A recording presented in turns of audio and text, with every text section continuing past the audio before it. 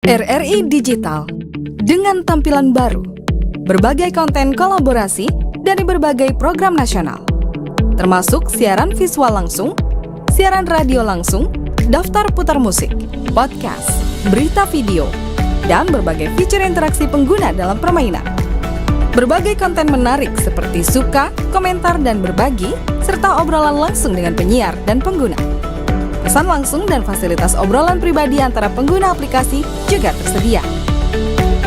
RRI Digital tersedia di Google Store dan App Store. RRI Digital.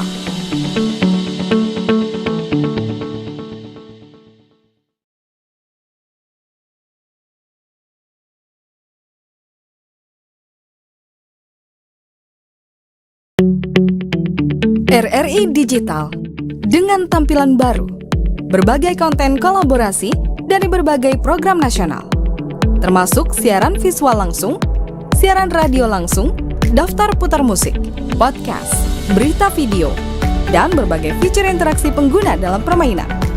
Berbagai konten menarik seperti suka, komentar, dan berbagi, serta obrolan langsung dengan penyiar dan pengguna.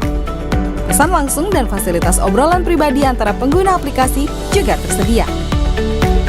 RRI Digital tersedia di Google Store dan App Store. RRI Digital.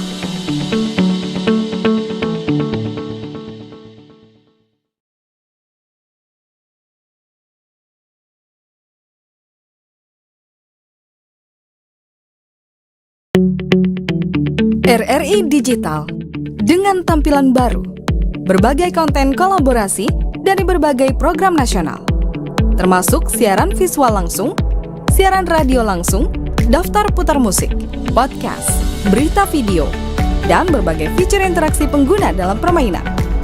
Berbagai konten menarik seperti suka, komentar, dan berbagi, serta obrolan langsung dengan penyiar dan pengguna. Pesan langsung dan fasilitas obrolan pribadi antara pengguna aplikasi juga tersedia. RRI Digital tersedia di Google Store dan App Store. RRI Digital.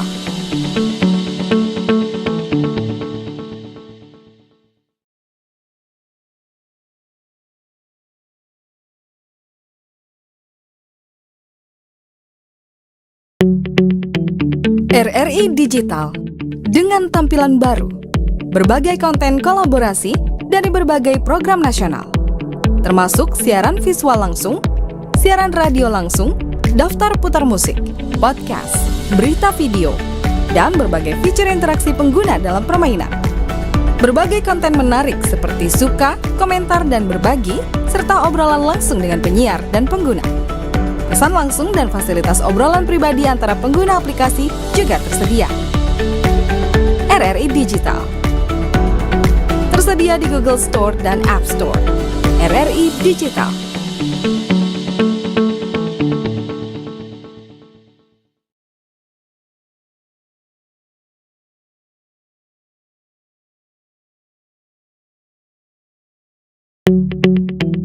RRI Digital dengan tampilan baru, berbagai konten kolaborasi dari berbagai program nasional, termasuk siaran visual langsung, siaran radio langsung, daftar putar musik, podcast, berita video, dan berbagai fitur interaksi pengguna dalam permainan.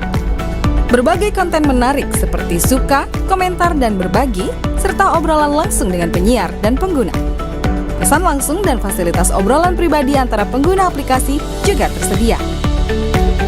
RRI Digital tersedia di Google Store dan App Store. RRI Digital.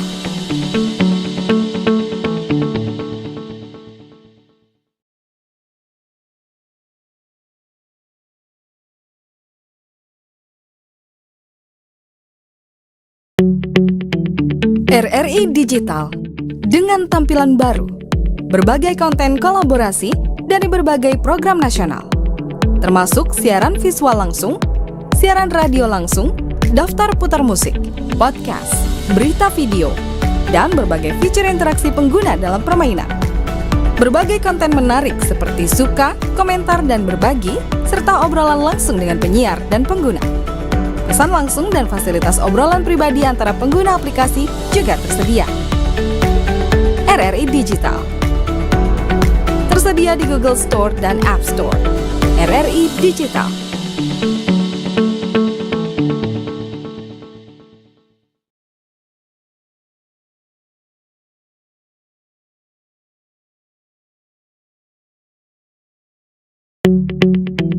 RRI Digital dengan tampilan baru, berbagai konten kolaborasi dari berbagai program nasional, termasuk siaran visual langsung, siaran radio langsung, daftar putar musik, podcast, berita video, dan berbagai fitur interaksi pengguna dalam permainan.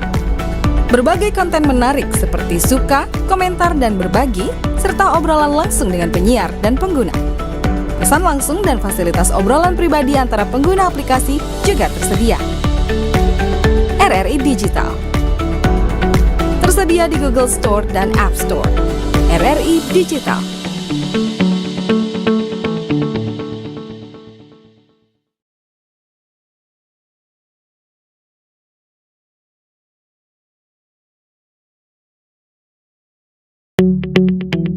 RRI Digital dengan tampilan baru, berbagai konten kolaborasi dari berbagai program nasional, termasuk siaran visual langsung, siaran radio langsung, daftar putar musik, podcast, berita video, dan berbagai fitur interaksi pengguna dalam permainan. Berbagai konten menarik seperti suka, komentar, dan berbagi, serta obrolan langsung dengan penyiar dan pengguna. Pesan langsung dan fasilitas obrolan pribadi antara pengguna aplikasi juga tersedia. RRI Digital.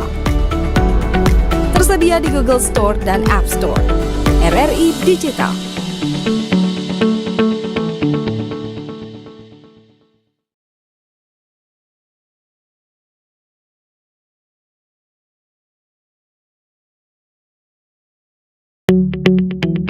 RRI Digital dengan tampilan baru, berbagai konten kolaborasi dari berbagai program nasional, termasuk siaran visual langsung, siaran radio langsung, daftar putar musik, podcast, berita video, dan berbagai fitur interaksi pengguna dalam permainan.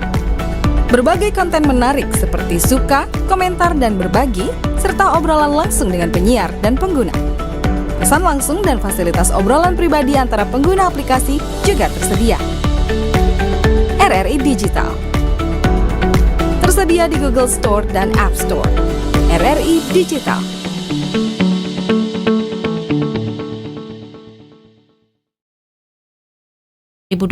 Kami ajak Anda untuk mengikuti dialog interaktif Surabaya Pagi. Tema kita kali ini adalah terima bansos harus vasektomi. Adilkah? Tadi saya juga sudah memberikan gambarannya berkaitan dengan usulan dari Gubernur Jawa Barat Kang Deddy Mulyadi yang videonya juga sudah Anda lihat begitu ya di media-media sosial beredar dengan luas bahwa inginnya memang bantuan sosial itu diberikan tepat sasaran dan memang mampu mencukupi kebutuhan dari keluarga prasejahtera atau keluarga miskin. Namun kebijakan vasektomi ini menjadi salah satu persyaratan untuk bisa mendapatkan bansos, kemudian menimbulkan pro dan kontra di kalangan masyarakat. Tadi ada MUI juga yang sudah memberikan komentarnya, Menteri Sosial yaitu Gus Ipul juga sudah memberikan komentarnya. Nah ini Anda juga nanti kami undang untuk bisa berdiskusi bersama kami, memanfaatkan line telepon 534 5474 534 7950 atau WA 08133 satunya 4 kali 992. Untuk Anda yang juga mendengarkan siaran kami melalui aplikasi RRI Digital, kita juga lagi live streaming di aplikasi tersebut dan kolom live chatnya bisa Anda manfaatkan untuk bisa berinteraksi bersama kita di kesempatan pagi hari ini. Saya tidak sendiri, di kesempatan pagi ini saya sudah bersama dengan narasumber kita yang tersambung melalui Zoom meeting. Ada Bapak Dr. Jamil SHMH, beliau adalah dosen hukum administrasi negara FH Ubara dan pengurus Asosiasi Pengajar Hukum Tata Negara dan Hukum Administrasi Negara Jawa Timur. Selamat pagi Pak Jamil. Selamat pagi Mbak. Terima kasih waktunya untuk Pro 1 RRI Surabaya dengan Sari di studio Pak. Siap Mbak Sari, sehat selalu. Sehat selalu juga untuk Pak Jamil. Nah ini menarik begitu ya berkaitan dengan syarat harus vasektomi untuk mendapatkan bansos. Kemudian muncul beragam komentar dari masyarakat baik yang itu pro dan juga kontra begitu. Nah ini kalau dilihat begitu ya, apakah kebijakan ini bisa menyasar ketika didasarkan pada tujuan untuk yaitu tadi agar lebih tepat sasaran dan bantuan yang diberikan itu bisa berguna bagi masyarakat yang mendapatkannya. Tapi saya mau tahu secara keseluruhan dulu, apa sih pendapat dan komentar Pak Jamil berkaitan dengan usulan ini, Pak?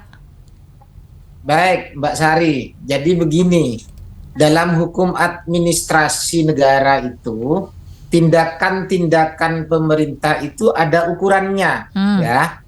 Pertama, ukurannya itu memenuhi prinsip asas legalitas. Apa asas legalitas itu? Segala tindakan pemerintah itu harus didasarkan pada peraturan perundang-undangan. Bahasa kerennya itu adalah rehmateh fit van bestur.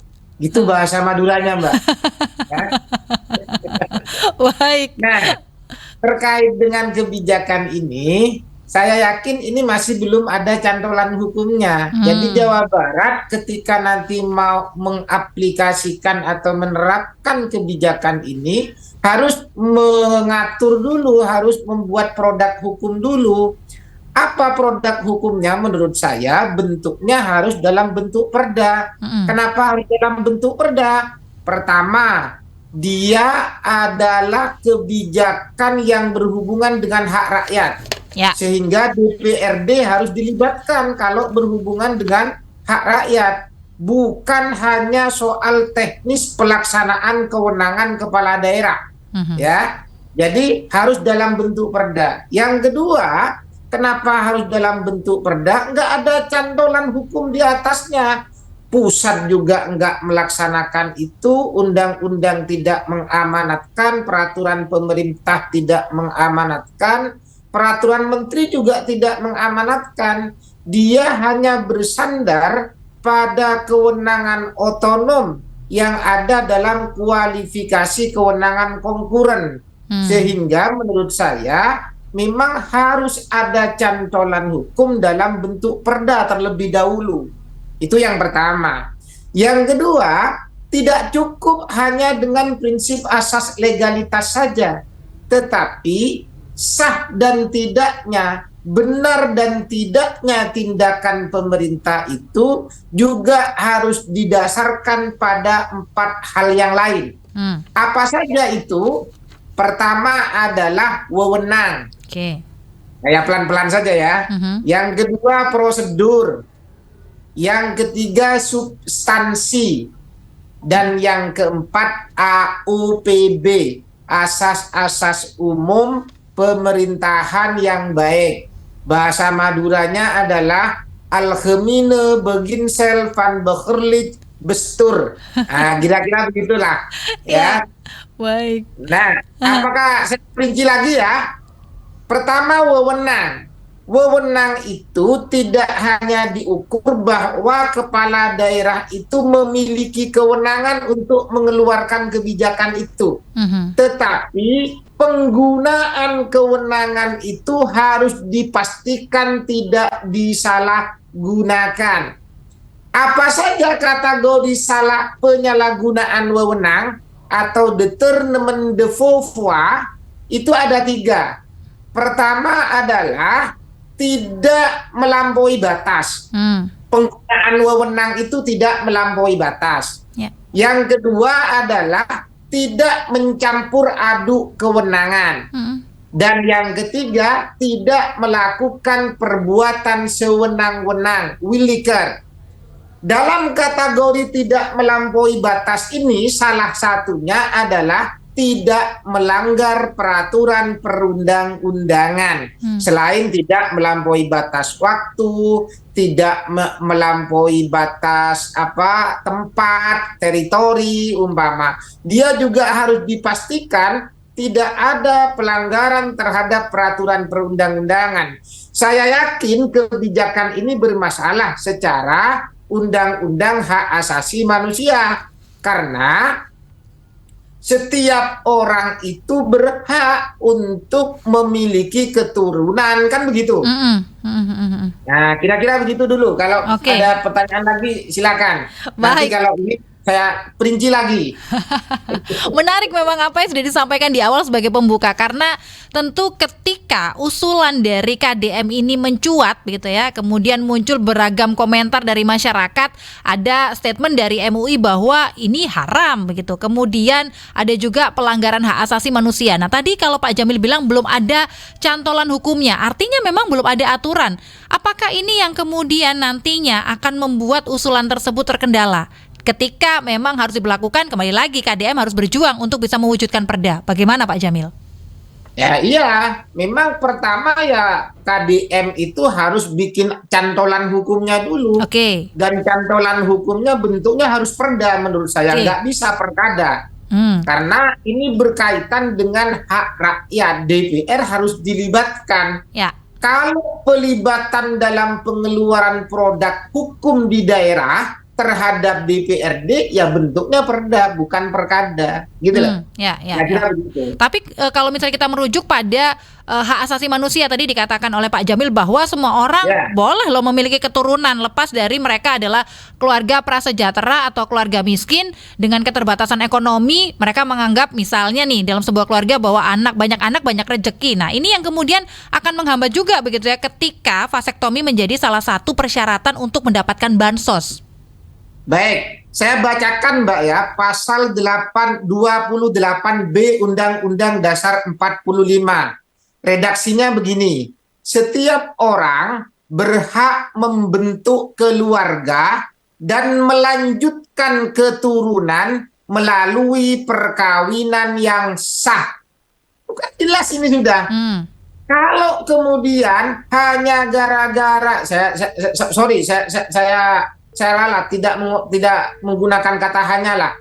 Kalau kemudian untuk menerima bansos, kemudian harus ada syarat vasektomi, menurut saya ini melanggar pasal 28B ayat 1, di mana Undang-Undang Dasar menjamin hak seseorang untuk membentuk keluarga dan melanjutkan keturunan melalui perkawinan yang sah.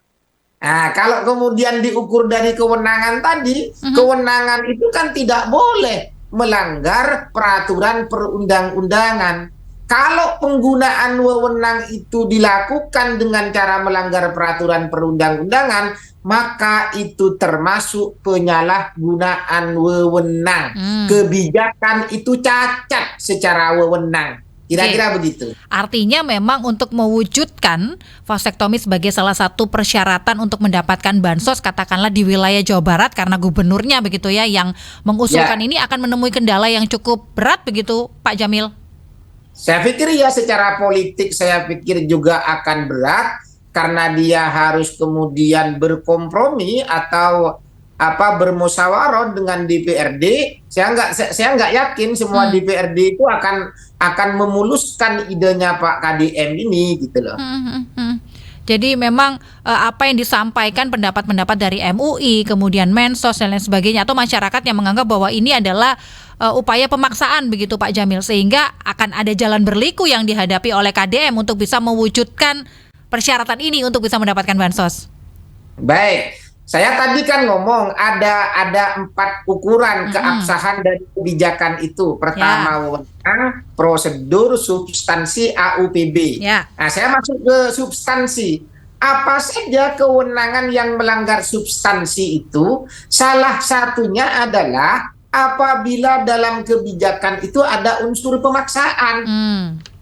Salah satunya. Salah duanya adalah apabila kebijakan itu membahayakan dan merugikan masyarakat umum. Ini kan yang saya dengar ya, saya kurang tahu, ini kan ilmu kedokteran sebetulnya vasektomi ini. Tetapi dari berita-berita yang saya baca dan saya dengar, vasektomi ini katanya juga permanen. Oke. gitu loh. Ya. Kemandirannya permanen, nggak bisa disambung lagi. Saya tahunya begitu saja gitu loh. Aha. Nanti bisa dikonfirmasi ke yang lebih ahli lah, saya pikir ya. Baik, jadi artinya memang agak berat kalau ini memang ditujukan untuk sebagai salah satu persyaratan mendapatkan bansos. Ini kan dijumpai salah satu kasus yang oleh KDM bahwa ada keluarga prasejahtera dengan 11 anak. Dianggaplah bahwa nominal dari bansos tersebut tentu tidak akan bisa mencukupi kalau jumlah anggota keluarganya sebegitu banyak. Apalagi mereka dengan keterbatasan ekonomi juga akan susah memenuhi kebutuhan hidup. Ini yang kemudian menjadikan vasektomi menjadi salah satu persyaratan untuk bansos. Bukankah untuk memberikan bantuan kepada masyarakat itu tidak boleh ada persyaratan yang memberatkan? Karena mereka sudah tinggal di bawah garis kemiskinan, harusnya memang itu secara cuma-cuma diberikannya. Kalau menurut pandangan Pak Jamil seperti apa sih sebenarnya? Jadi begini, presiden 11 anak itu menurut saya nggak bisa digeneralisir. Itu adalah kasus per kasus. Ya. Oke lah kalau kasus itu kemudian ingin diberlakukan vasektomi, kalau mereka rela itu kontraktual saja caranya secara hukum. Oke. Jangan kemudian dibikin kebijakan yang bersifat umum gitu loh.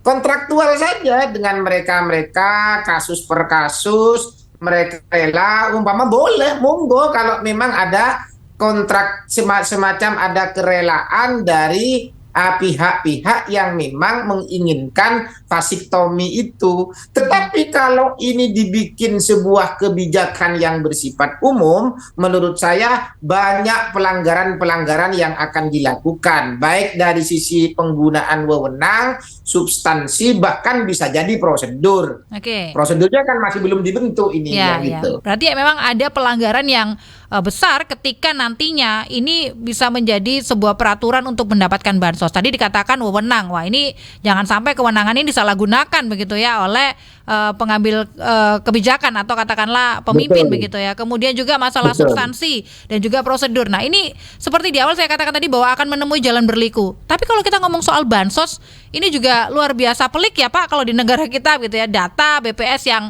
dinyatakan tidak valid, kemudian bansos yang tidak tepat sasaran. Nah, harusnya memang seperti apa sih persyaratan yang bisa diberikan atau diberlakukan sehingga bansos itu tepat sasaran, sehingga boleh saya katakan tidak ada persyaratan yang cukup ekstrim seperti vasektomi begitu. Iya, menurut saya persyaratan itu cukup memastikan saja bahwa si penerima itu memang pantas menerima. Katakanlah memang dia keluarga yang tidak punya. Dengan cara apa? Kan bisa bekerja sama dengan kepala desa. Ya, yang mudah-mudahan kepala desanya juga jujur lah dalam mendata warga-warganya, kan repotnya kan memang gitu. Ya, tapi masalahnya masyarakat kita udah mulai apatis. Tadi pagi pendengar kami juga sudah ada yang mengeluhkan bahwa dulunya 1-2 tahun kemarin dapat bantuan, kok sekarang enggak gitu. Saya suruh tanya untuk ke perangkat desa, dikatakan wah sekarang susah, nggak ada yang jujur ini gitu ya. Kalau bisa kerabat ya bisa saja diberi. Nah ini permasalahannya begitu, Pak Jamil. Atau bisa jadi kemudian melibatkan orang-orang yang independen, meskipun resikonya harus membentuk kepanitiaan lagi, ada gajinya lagi nanti, repot juga memang gitu loh. Tapi kan ada juga pendamping desa sekarang, mungkin bisa pendamping desa difungsikan untuk kemudian entah itu dalam ranah melakukan pengawasan terhadap sasaran yang akan diberi bansos ini atau bagaimana, tetapi yang jelas jangan vasektomi lah syaratnya, nggak ada korelasinya menurut saya kalau kemudian vasektomi ini malah menurut saya negara itu lepas dari tanggung jawab untuk mensejahterakan rakyatnya. Seharusnya kan negara yang menciptakan lapangan kerja gitu, memberikan akses lapangan kerja terhadap warganya, bukan kemudian karena ketidakmampuan negara menyediakan lapangan kerja, malah kemudian orang dilarang melahirkan. Nah itu kan kebalik-balik logikanya menurut saya gitu loh. Ya, artinya memang ini adalah tugas negara untuk memberi bantuan kepada yang tidak mampu tanpa embel-embel syarat. Karena mengingat kalau vasektomi adalah sesuatu yang dipaksakan begitu ya. Terlepas mereka mau punya anak 11 atau berapapun, itu adalah hak asasi mereka begitu ya Pak Jamil ya. Betul, di alinea keempat pembukaan undang-undang itu jelas tujuan negara itu ada 4. Pertama adalah melindungi segenap bangsa. Tentu bangsa yang juga mau melahirkan juga dan yang akan dilahirkan kan begitu harus dilindungi itu, termasuk hak-haknya dilindungi. Yang kedua itu adalah mensejahterakan umum, ya. Kesejahteraan itu harus dibentuk, bukan kemudian dengan cara mengurangi populasi, tetapi membentuk lapangan kerja, mencarikan akses, kan caranya begitu, bukan kemudian mematikan populasi seseorang, kira-kira begitu. Dan yang ketiga, mencerdaskan kehidupan bangsa dan ikut andil dalam perdamaian dunia. Itu kan tujuan negara sebetulnya. Artinya bahwa setiap pemimpin ini berhak juga, sekalipun memiliki kewenangan, harusnya bisa memikirkan kebijakan-kebijakan tersebut agar tidak tumpang tindih dan mengutamakan kepentingan masyarakat begitu ya.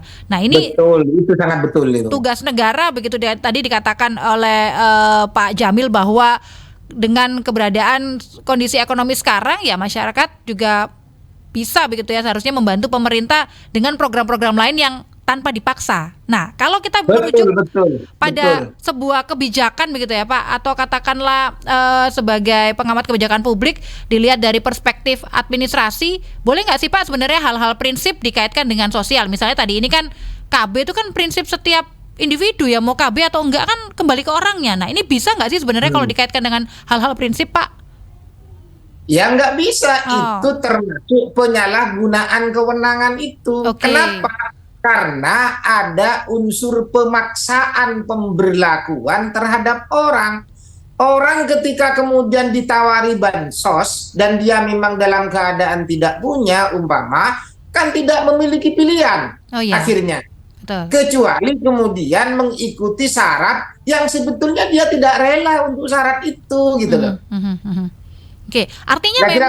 Artinya memang tidak bisa juga lantas kemudian dipaksakan kalau membuat kebijakan itu dikaitkan juga dengan sosial atau hal-hal prinsip. Apapun kebijakannya, tidak terlepas dari vasektomi, persyaratan mendapatkan bansos, tapi secara keseluruhan jika ada kebijakan dalam sebuah negara tidak bisa tentunya dikaitkan dengan hal-hal prinsip dan juga sosial begitu ya Pak?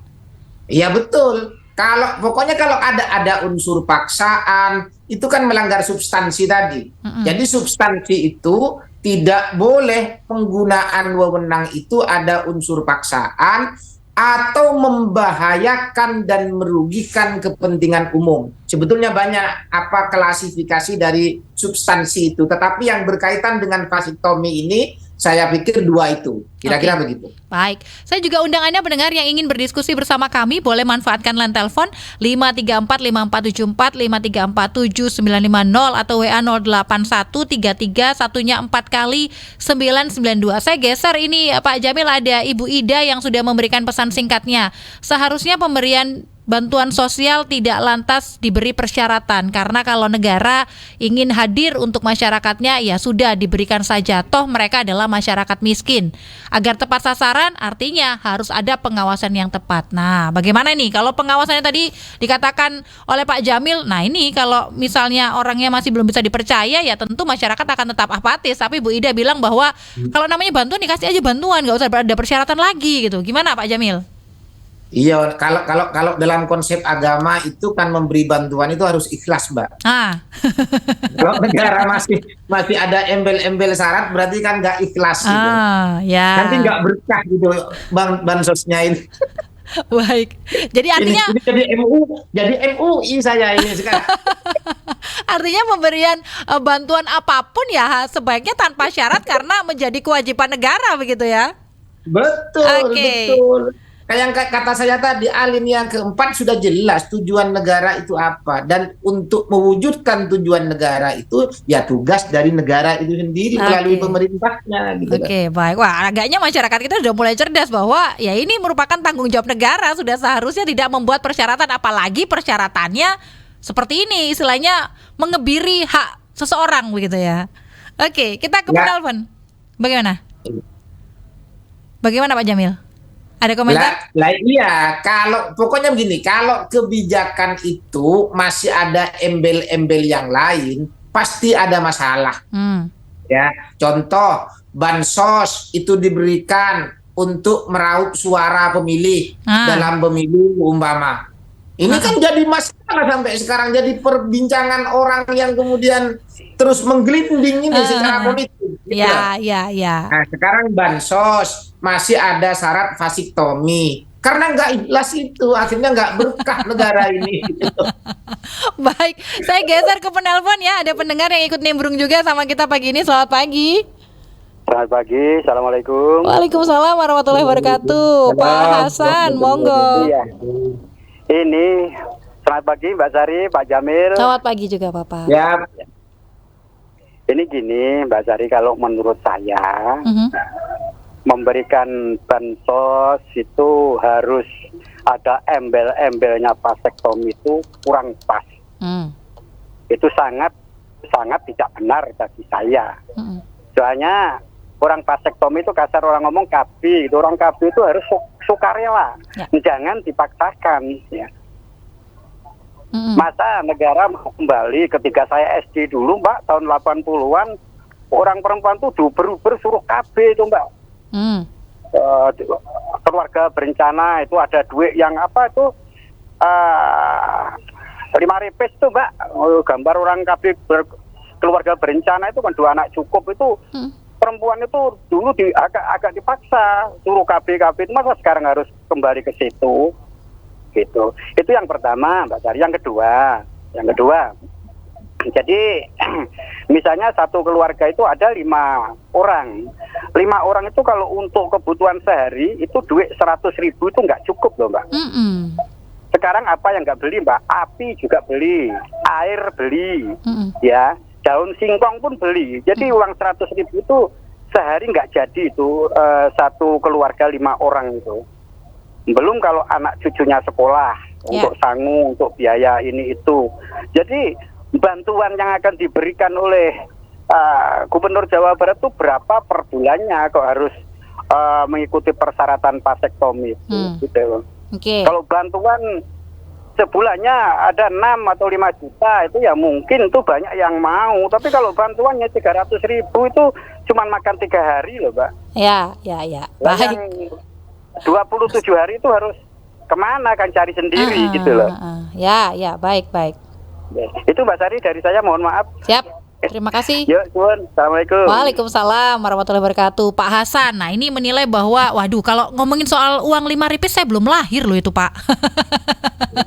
Tapi kalau semacam seruan 2 anak cukup, nah itu zaman mama saya, punya saya dan kakak saya itu memang sudah diserukan gitu ya. Tapi harapannya memang membentuk suatu keluarga yang apa tadi ya Pak ya, berkecukupan, sebuah keluarga yang penuh perhatian dan lain sebagainya begitu ya. Dan ini justru bertolak belakang dengan istilah yang sering saya dengar, banyak anak banyak rejeki. Nah tadi dikatakan oleh Pak Hasan juga bahwa harusnya sih memang jangan vasektomi lah, berapa sih duitnya gitu. Tapi kembali lagi, berapa sih kemampuan negara untuk bisa memberikan bantuan kepada keluarga prasejahtera? Bukankah jumlahnya itu jauh lebih banyak? Kemarin World Bank bilang bahwa persentase masyarakat miskin di Indonesia itu 60,3%. Apa komentarnya Pak Jamil? baik. Kalau saya begini, jadi program perencanaan pemerintah dalam mengentaskan kemiskinan itu menurut saya jangan yang sifatnya negatif atau melakukan depopulasi lah. Tetapi yang positif itu bagaimana positif dan aktif. Artinya bagaimana? Ciptakan lapangan kerja, cari potensi-potensi lapangan kerja, kembangkan itu. Katakanlah kalau di pedesaan, coba diinventarisir. Sawah-sawah yang kemudian tidak bisa menghidupi masyarakat itu ada berapa? Kemudian sawah-sawah itu bisa kemudian dihidupkan, bisa menghidupi masyarakat itu caranya bagaimana? Katakanlah ada program irigasi atau bagaimana. Cari, kan masing-masing daerah itu memiliki potensi masing-masing. Coba gali potensi itu oleh pemerintah, jadikan itu sebagai upaya untuk memberikan atau menciptakan lapangan kerja pada warganya. Kan hari ini kan banyak profesor, Mbak. Banyak para orang-orang pinter di negara ini gitu loh. Tetapi yang mau melayani, yang mau memberikan kepintarannya, mendedikasikan kepada negara, ini mungkin yang juga tidak difasilitasi dengan maksimal oleh negara gitu loh. Coba aja orang-orang yang pinter itu keliling di seluruh Indonesia, cari potensi-potensinya untuk bisa menciptakan lapangan kerja. Negara kita ini kaya kok. Ya. Tapi kenapa pemerintahnya malah pesimis? Malah dengan cara mengurangi keturunan gitu loh. Itu kan mindset yang pesimis terhadap negara yang kaya. Kalau optimis menurutku, ya kekayaan ini coba digali dan dijadikan potensi sebagai lapangan kerja bagi warganya. Bukan sebagai ajang dikorupsi oleh para elitnya gitu loh. Kira-kira itulah, Mbak. Ya, baik. Jadi harus ada juga upaya kolaborasi pemberdayaan selain pemerintahnya menyediakan lapangan pekerjaan, mengupgrade sumber daya alam, sumber daya manusia. Nah, masyarakatnya juga turut andil begitu ya. Punya cara juga untuk membantu pemerintahnya sehingga ada kolaborasi. Iya. Oke, baik. Betul, saya ini nggak pernah ada di pemerintahan. Tapi kok rasanya kok lebih cerdas saya daripada pemerintah gitu loh. Baik, mungkin calon pemimpin masa depan begitu Pak Jamil. Amin ya. Amin. Baik, saya geser ke penelpon selanjutnya ya Pak. Selamat pagi. Pagi. Pak Theo, silahkan. Pak Theo, ya saya menganalisanya yang wajar-wajar, normal saja ya. Common sense maksudnya ilmiah lah gitu. Jadi kepala daerah, setahu saya pernah jadi partnernya kepala daerah ya di satu sisi lembaga yang lain. Ya. Dia kan eksekutif, kita di legislatif. Itu ya tingkat provinsi juga, tingkat pusat juga. Jadi sebetulnya masalah bansos ini itu konstruksinya tetap dibicarakan dengan wakil rakyat, gitu loh. Nah itu kalau seperti itu sebetulnya dia ada inovasi dan kreativitas kepala daerah dalam tataran ini. Jadi batas-batasnya nanti yang menentukan adalah wakil rakyat dan eksekutif tadi. Ya. Itu pokoknya ya, saya di situ ya. Terus tapi yang saya pengen tekankan, kenapa kita kok selalu seudon itu dengan pemikiran yang jelek, itu yang saya pengen menghilangkan itu loh. Selalu dicontohkan nanti kalau untuk pemenangan pemilu, selalu dicontohkan untuk kalau itu dikorupsi. Kenapa kok arahnya bangsa kita ini kok ke situ terus? Termasuk ijazah palsu dan lain sebagainya itu sehingga keruh pikiran rakyat kita. Baik. Saya ingin seperti instruksi presiden itu loh, marilah kita sekarang berpikir ke depan yang baik dan lain sebagainya. Kalau tahu ada masalah itu, kekeliruan dianggap kekeliruan dan itu pahamnya kita, padahal di sana sudah ada wakil rakyat dan eksekutif yang banyak yang membicarakan itu, iya kita lebih baik suarakan secara konstitusi, salurkan aja lewat ini Pak, itu keliru Pak kalau gitu. Memang saya pribadi pun tidak setuju kalau KB itu dipaksakan. KB itu adalah hak asasi manusia dan menyinggung kepada dimensi spiritual. Ada salah satu spirit agama, saya bilang agama yang menjunjung tinggi itu nggak mau dia gitu. Nah itu kan merempet itu ya. Nah itu menurut saya memang kurang bagus secara pribadi. Tetapi maksud saya kalau itu kesalahan, ya jangan selalu narasikan bahwa itu akan untuk ini pemikiran negatif itu yang pengen saya hilangkan gitu. Ya, Terima kasih. baik, terima kasih. Selamat pagi Pak Theo. Menarik ya apa yang dikatakan Pak Theo bahwa memang tidak setuju, banyak masyarakat tidak setuju, tapi lantas narasi yang berkembang di masyarakat ini yang harus dikemas secara bijak begitu ya, bahwa kemungkinan-kemungkinan negatif itu yang harus dihilangkan sehingga tidak memunculkan kegaduhan di masyarakat. Pak Jamil, komentarnya apa nih? Baik, tadi di awal-awal Pak Tio mungkin belum nyimak dari awal ya. Saya kan memang mengatakan kebijakan pemerintah itu memang harus berdasarkan asas legalitas. Ya. Jadi kalau memang itu mau diberlakukan harus bikin dulu perdanya karena berkaitan dengan hak masyarakat. Tentu harus melibatkan DPRD, kan begitu. Kalau kemudian saya tadi ngomong bansos menjadi alat untuk meraup suara, itu kan hanya presiden yang sudah berlalu saja sebetulnya, bukan ingin memperkeruh keadaan sebetulnya gitu loh. Tetapi pada poinnya adalah setiap bantuan itu ketika diberikan secara tidak ikhlas, masih syarat ini, syarat itu, untuk kepentingan ini, kepentingan itu menjadi tidak berkah. Itu ringan-ringan saja sih sebetulnya, bukan untuk memperkeruh. Kira-kira begitulah ya. Jadi memang di awal kita sudah sampaikan bahwa ketika ada muncul usulan seperti ini ya harus dibicarakan begitu ya dengan istilahnya teman-teman di anggota dewan lainnya agar ada pembicaraan yang merujuk apakah ini nanti bisa dibuat sebagai sebuah aturan dalam perda begitu ya, atau ya itu tadi ini berkaitan dengan hak asasi manusia yang tidak bisa dipaksakan. Kalau misalnya Anda juga ingin punya komentar pendengar, boleh sampaikan 534 5474 547 7950 atau WA 08133 satunya 4 kali 992. Pak Jamil, izin saya ada satu pesan yang harus saya bacakan terlebih dahulu kepada pendengar. Setelah itu nanti kita akan lanjutkan ya untuk sesi dialog kita pagi ini. Pendengar, siap-siap untuk akhir pekan yang berbeda.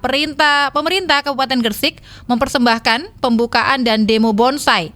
Saksikan langsung edukasi seru bareng para ahli bonsai dan jangan lewatkan pameran nasional Gresik Bertabur Bintang bersama Rudi Julianto, inspirator bonsai Indonesia, dan Daniel Ugi, trainer bonsai Bali, dipandu MC kece Aita dan dimeriahkan oleh Beloved Entertainment. Catat waktunya pendengar, Jumat 9 Mei 2025, pembukaan mulai pukul 13:30 waktu Indonesia Barat dan demo bonsai spektakuler pada pukul 18:30 waktu Indonesia Barat. Lokasinya ada di lapangan depan kantor Bupati Gresik.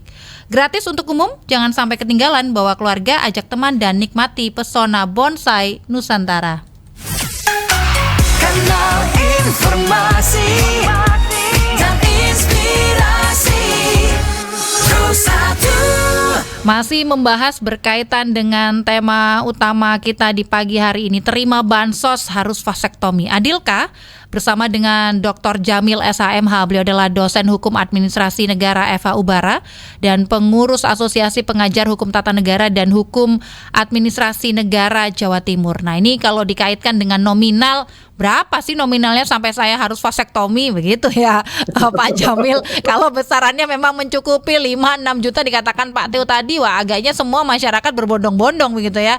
Tidak saja mereka yang prasejahtera gitu, tapi kalau sudah punya anak, pengen hidupnya enak dengan bansos nominal segitu ya semua kayaknya mau gitu ya. Tapi sebelum lebih lanjut kita bahas, ada Bapak Joni Susanto yang siap di ujung telepon untuk bisa gabung bersama kita. Selamat pagi Pak Joni. Pagi Mbak Sari. Silahkan. Selamat lagu saya Pak Jamil. Siap.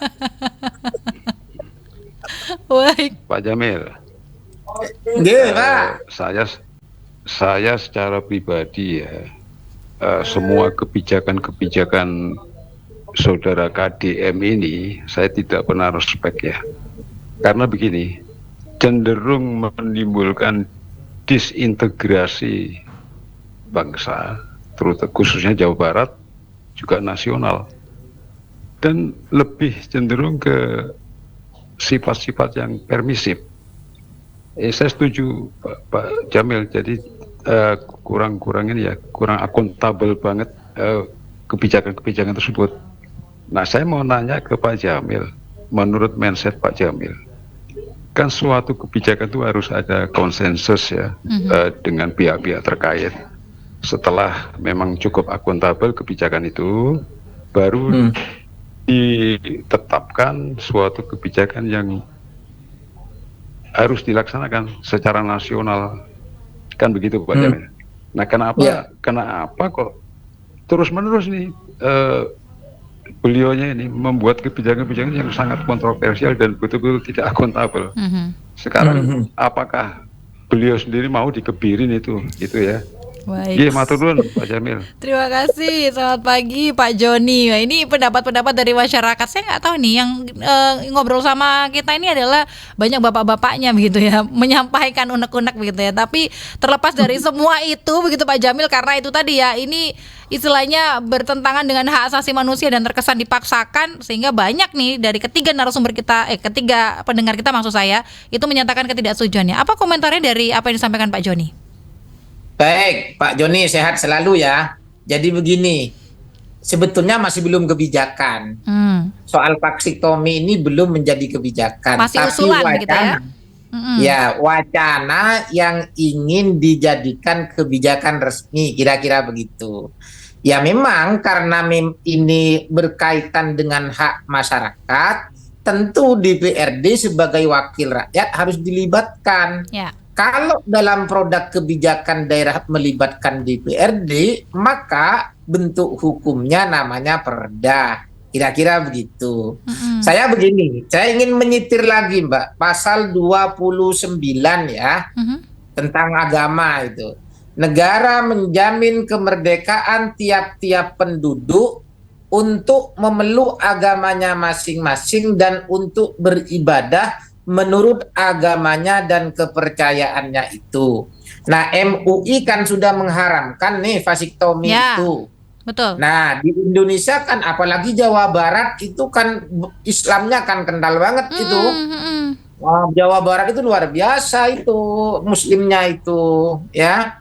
Nah, oleh karena itu saya yakin akan merasa banyak yang terpaksa melakukan itu kalau itu dijadikan syarat dan diterima bansosnya gitu loh. Oke. Dia merasa melanggar haknya dan melanggar keyakinan agamanya gitu loh.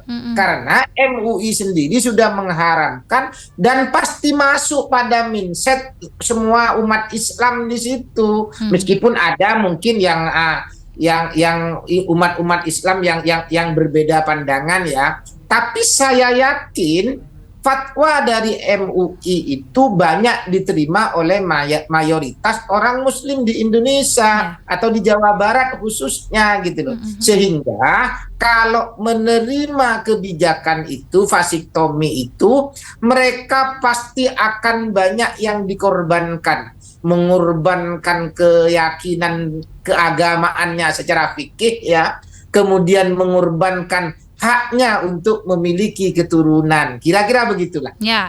Jadi memang ini wajar ketika mendapat pertentangan dari begitu banyak masyarakat Indonesia. Karena kalau kita berkaca pada umat Islam aja ya, atau agama Islam aja, itu memang nggak boleh ya, sudah diharamkan juga oleh MUI. Apalagi kalau misalnya ini jadi, wah tentangannya juga cukup besar begitu ya. Tapi kalau kita bicara berkaitan dengan program dari pemerintah pemberian bansos selama ini banyak dinilai tidak tepat sasaran. Kira-kira kalau memang toh sudahlah, vasektomi ini adalah sesuatu yang dipaksakan, sesuatu yang memang akan menyulitkan masyarakat juga begitu ya, karena hak asasi manusianya dilanggar. Ada nggak sih Pak semacam sistem yang memang bisa memastikan bahwa bansos kita diberikan tepat sasaran, selain tentu pengawasan dari pemerintah? Ada nggak sih kalau toh memang pemberian bansos ini harus diberikan sebuah persyaratan? Tahan dulu Pak Jamil, ada penelpon. Ya. Selamat pagi. Pagi Mbak Sari dan Assalamualaikum ke semua narasumber. Waalaikumsalam. Salam sehat selalu. Ya, silakan Mas Ramadan. Ya, ini tentang vaksintomi ya. Ya. Atau vaksin untuk pria agar tidak bisa membuai lagi, dapat keturunan begitu ya. Ya. Nah, yang saya mau tanya, ini kan kalau tadi saya dengar kan fatwa MUI sudah melarang, tidak, itu melanggar aturan agama. Ya, haram ya. Nah, kalau haram, kalau itu dipaksakan misalnya oleh oknum ya, kalau dipaksakan oleh oknum, kemudian ada yang terpaksa melakukan itu, masyarakat terpaksa karena ingin mendapat bantuan. Apakah itu termasuk di dalam penistaan agama dan dapat dijerat hukum begitu?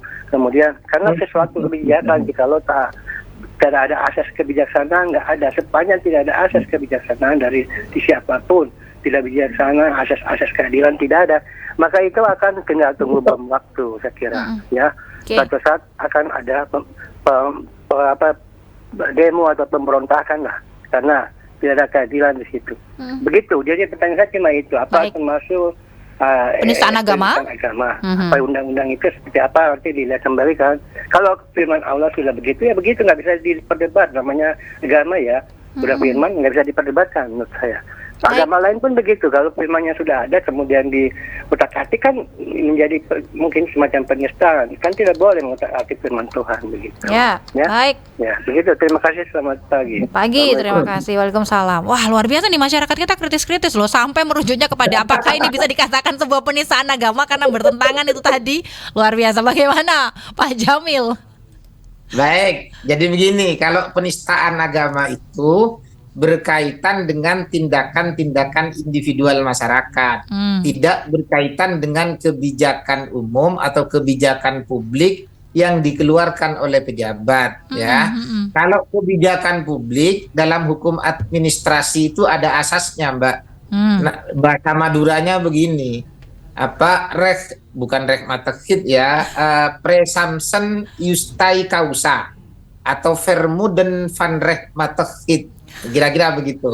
Artinya kebijakan itu ketika dikeluarkan tetap dianggap sah selama tidak dibatalkan oleh pengadilan. Jadi vasektomi ini umpama perdanya sudah ada, dilaksanakan, maka pemerintah itu memiliki dasar hukum yang kuat untuk melaksanakannya.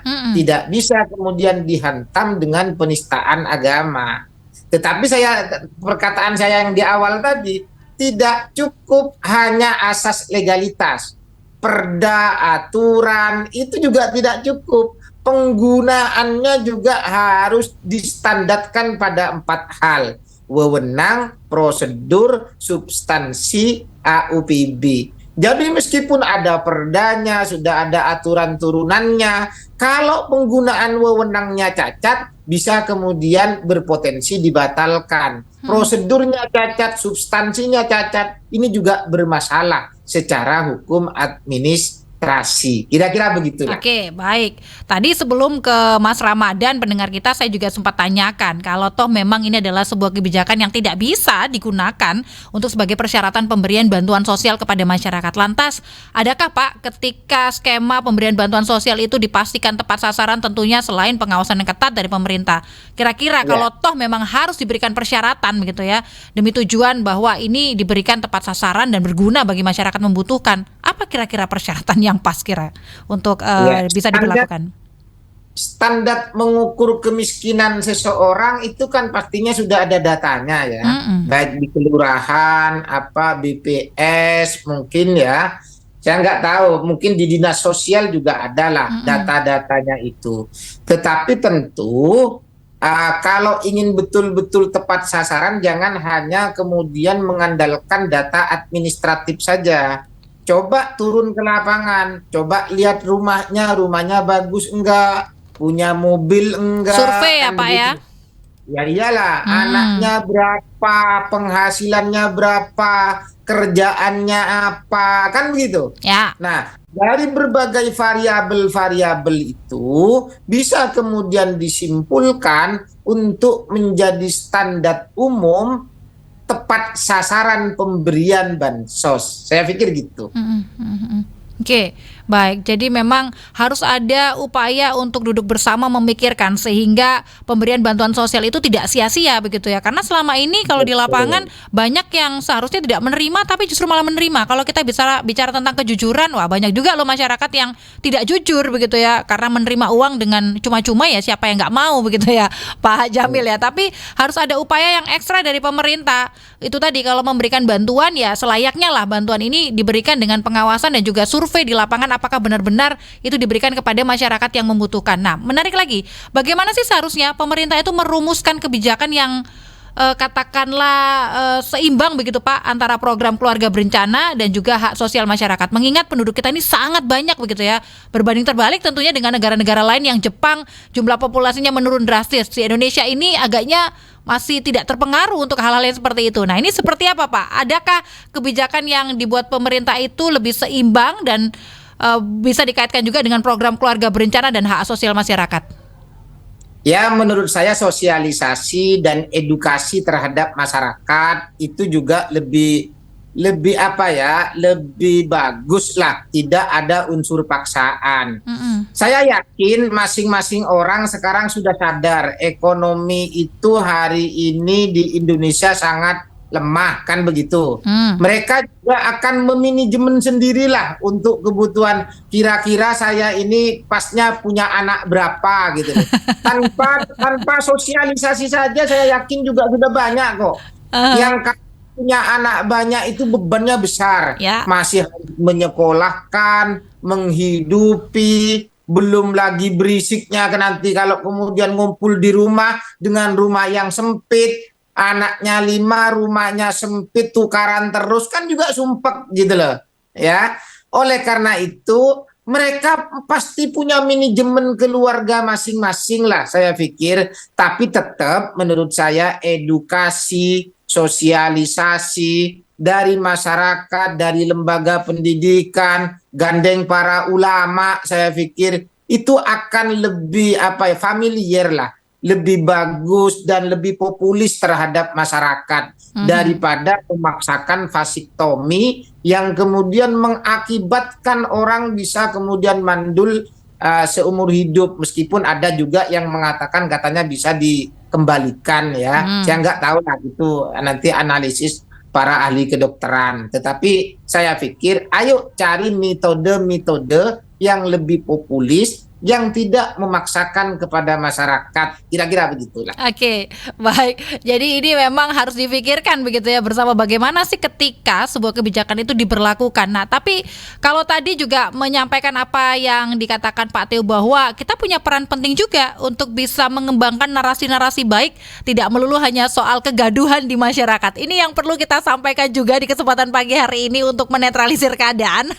Terlepas dari pro dan kontra, ya sebagian besar memang pendengar kita tadi nggak setuju begitu ya Pak Jamil, tapi kita berupaya juga untuk menyikapi secara bijak, termasuk menyampaikan ketidaksukaan kita atau ketidaksetujuan kita terhadap sebuah usulan atau wacana yang beredar di masyarakat. Apa sih yang harus dipahami oleh masyarakat berkaitan dengan kebijakan publik yang kemudian beredar di sekitar kita gitu ya, mengungkapkan ketidaksetujuannya dan apa yang dipahami ketika wacana ini boleh digolkan atau tidak. Seperti tadi dikatakan bahwa harus ada omong-omongan yang menyasar kepada anggota dewan dan sebagainya. Bagaimana Pak? Jadi begini, kita husnudon saja kepada Pak KDM ini, bahwa beliau adalah seorang figur kepala daerah yang betul-betul memikirkan rakyatnya, sampai memiliki ide-ide macam-macam, kan keren-keren itu ide-idenya itu. Nah, meskipun dalam soal vasektomi ini kita banyak yang berbeda pendapat, dan saya yakin Pak KDM ini juga akan mau kok mengakomodir berbagai pendapat-pendapat yang lain itu. Itu kita yakini bahwa itu bentuk kepedulian dari Pak KDM terhadap kesejahteraan rakyat Jawa Barat, kira-kira begitu. Tetapi bentuk kepedulian itu diwacanakan dengan kebijakan yang menurut kita salah. Nah, kira-kira begitu. Semoga Pak KDM bisa kemudian menyadari dan bisa merevisi kebijakannya lah, biar kemudian tidak menimbulkan dampak negatif di Jawa Barat khususnya, dan merembet ke daerah-daerah yang lain kalau nanti dipraktekkan, itu bisa merembet itu. Karena banyak juga memang kebijakan-kebijakan KDM itu didukung oleh daerah lain dan bahkan rakyatnya berdemo untuk bisa daerahnya meniru. Ya, baik. Sehingga muncul kegaduhan-kegaduhan begitu di masyarakat gitu ya. Padahal saya juga lebih menekankan kepada apa yang disampaikan Pak Jamil, bahwa ketika kebijakan itu dibuat, seorang pemimpin harus bisa memenuhi 4 poin tadi, yaitu wewenang, prosedur, substansi dan juga AUBP begitu ya Pak ya. Nah, ini yang kemudian harus terus disosialisasikan kepada para pengambil kebijakan sehingga kebijakannya tidak tumpang tindih. Sebagai penutup closing statement, apa yang bisa disampaikan Pak Jamil untuk pembahasan kita pagi ini? Silahkan. Baik, hari ini kita tidak bisa mengandalkan negara saja untuk bisa memikirkan kehidupan kita. Oleh karena itu, mari selama bisa kita tidak ngerepoti negara, kita pikirkan nasib kita masing-masing. Tetapi kita tetap menginginkan negara itu betul-betul berfungsi melaksanakan 4 tujuannya sebagaimana termaktub dalam alinea keempat Undang-Undang Dasar 45. Kita berharap bersama, berdoa bersama, Indonesia ke depan semakin maju, rakyatnya semakin sejahtera. Kira-kira itu, Mbak. Baik, luar biasa. Semoga ini juga menggugah kesadaran kita sebagai masyarakat, tidak hanya menuntut pemerintah melakukan sesuatu, tapi juga tuntut diri kita untuk bisa menjadi warga negara yang baik, begitu Pak Jamil ya. Kita doakan terus para pemimpin, semoga kebijakan-kebijakannya ini lebih dekat begitu ya kepada masyarakat sehingga tidak menyusahkan dan merampas hak asasi kita. Sekali lagi terima kasih Pak Jamil untuk obrolan yang seru pagi ini. Sampai bertemu di lain kesempatan. Salam sehat, selamat pagi. Wassalamualaikum warahmatullahi wabarakatuh. Waalaikumsalam warahmatullahi wabarakatuh.